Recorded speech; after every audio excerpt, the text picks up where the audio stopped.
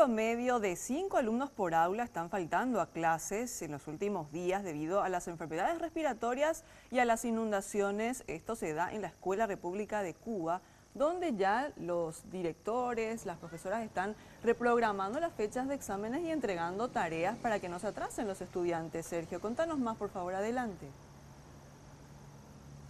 Muchas gracias. Y no solamente la influenza o los estados gripales se vuelven un problema en esta escuela de referencia dentro de las zonas decrecidas en Asunción, sino que también hablamos de las inundaciones, porque muchos de estos chicos perdieron en los últimos días sus útiles escolares e inclusive su vestimenta.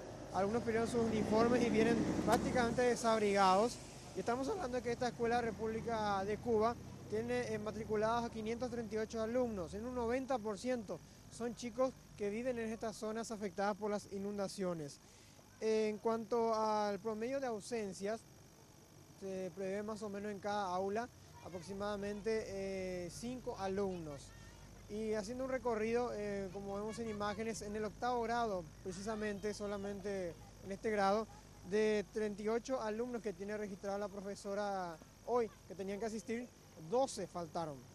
En cuanto a ellos, y también a la otra mayoría que falta, que son al menos 150 en promedio por día de los 538 alumnos en toda la escuela de 2 turnos, se le van a dar tareas específicas para poder continuar sus estudios a pesar de estas situaciones críticas de inundaciones y enfermedades que también trae acaparada esta situación. Vamos a escuchar a la directora de esta institución con relación a las tareas que se hacen para poder reprogramar a estos chicos y que no pierdan clases.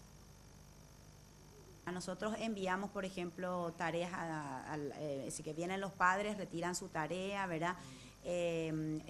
Los compañeros dan fotocopias, es decir, que los maestros están capacitados para esa clase de casos, ¿verdad? De enfermedades, o bien la mudanza de la crecida del río, ¿verdad?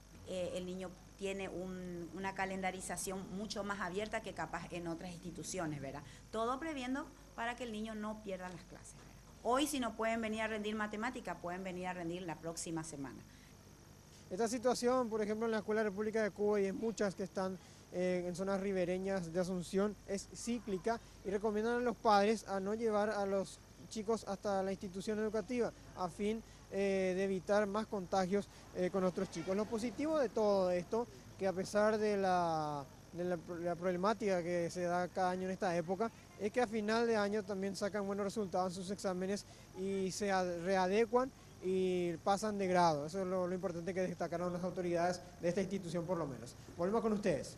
Muchísimas gracias, Sergio Valdés, por esta información. Y bueno, esta situación me atrevo a decir que ocurre en la mayoría de las instituciones educativas de nuestro país, atendiendo las bajas temperaturas, los síntomas respiratorios. Es importante tener en cuenta y evitar, por supuesto, que los niños vayan con estos síntomas a la escuela para evitar contagios. De hecho, hay también flexibilidad en cuanto a las tareas, los exámenes, así que mejor a reposar y a recuperarse.